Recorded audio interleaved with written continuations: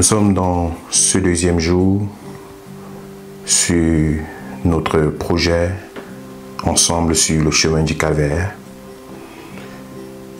Et nous allons au pas de Jésus pendant qu'il se rend vers la croix, le moment ultime en cette semaine pascale. Au verset 52 du livre de Matthieu, chapitre 26, il dit alors, Jésus lui dit, remets ton épée à sa place, car tous ceux qui prendront l'épée périront par l'épée. Penses-tu que je ne puisse pas invoquer mon Père, qui me donnerait à l'instant plus d'une douzaine d'anges? Comment donc s'accompliraient les Écritures après lesquelles ils doivent en être ainsi?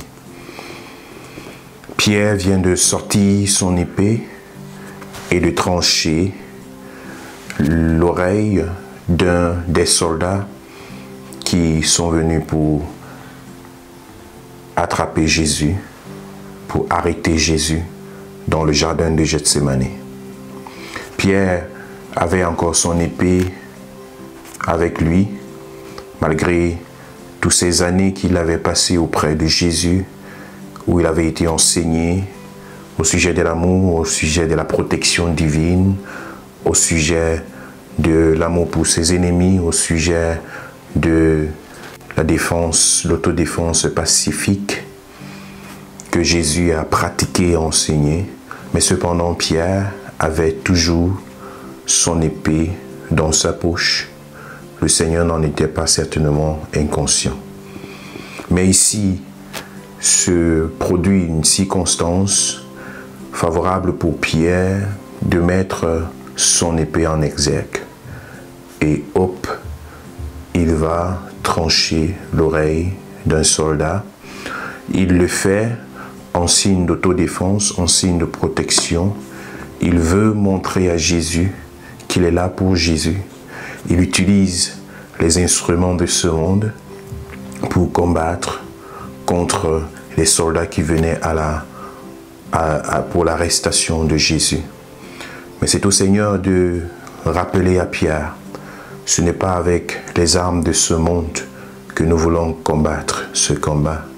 Si le combat devait être mené, une grande quantité d'anges seraient délogés du ciel pour venir combattre en ma faveur. Pierre, laissons faire. Et c'est alors que les soldats s'approchent et prennent Jésus avec eux, pour l'amener sur le chemin du calvaire. Eh bien, les armes avec lesquelles nous combattons ne sont pas charnelles, ces armes ne sont pas physiques, ces armes ne sont pas matérielles, mais plutôt spirituelles. Jésus démontre ici à suffisance qu'il ne voudrait pas se défendre par ses propres forces face à l'agonie, face à tout ce qui doit lui être imposé, la souffrance de la croix. Il ne voudrait pas se défendre de lui-même. Il a pris avant du temps dans la prière pour demander à Dieu le soutien, la grâce, l'effort, et peut-être même, n'est-ce pas, que Dieu l'en épargne. Et après ce moment de prière, il a résolu fermement de partir sur ce chemin du calvaire. Il a décidé d'y aller avec la grâce de Dieu et avec le soutien du Seigneur. C'est pourquoi il n'a pas freiné un seul instant. Il n'a pas essayé de se débattre de ses propres forces.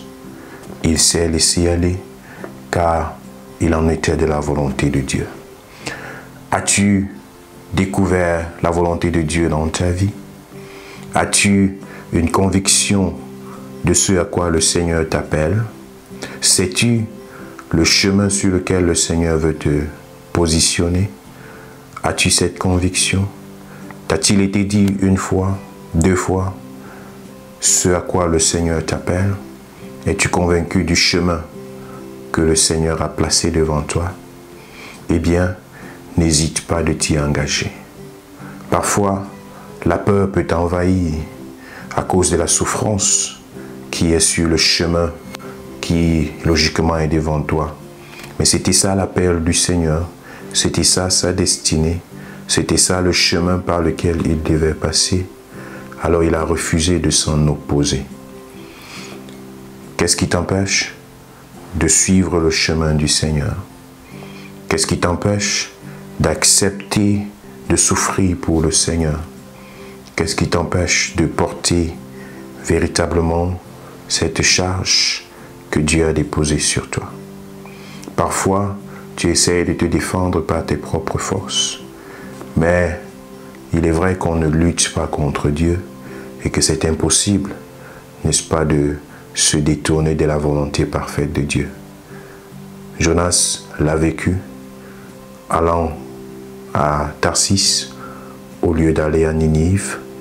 Il a perdu 3 jours de sa vie pour finir par se retrouver à Ninive.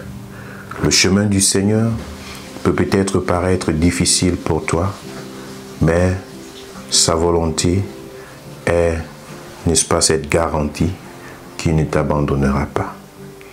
Il ne s'agira pas de chercher des amis qui viendront te soutenir par des méthodes non conventionnelles, des choses qui ne seront pas dans la volonté de Dieu, des épées cachées pendant 3 ans pour pouvoir être sorties au moment qui paraîtrait être opportun. La source puissante et parfaite dont nous avons besoin maintenant et chaque jour, c'est la prière. Ce sont nos genoux au sol. Es-tu prêt à t'engager sur ce chemin? En tout cas, Jésus-Christ était prêt à s'engager sur ce chemin et il était prêt à dire à Pierre, je ne veux pas lutter avec les méthodes de ce monde, je voudrais boire la coupe qui m'a été réservée. Ainsi, c'est ma prière en ce 2e jour de ce parcours vers la croix de Golgotha, sur le chemin du Calvaire.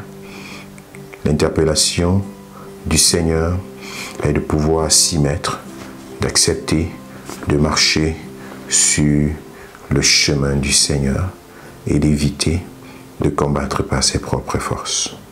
Que Dieu te bénisse.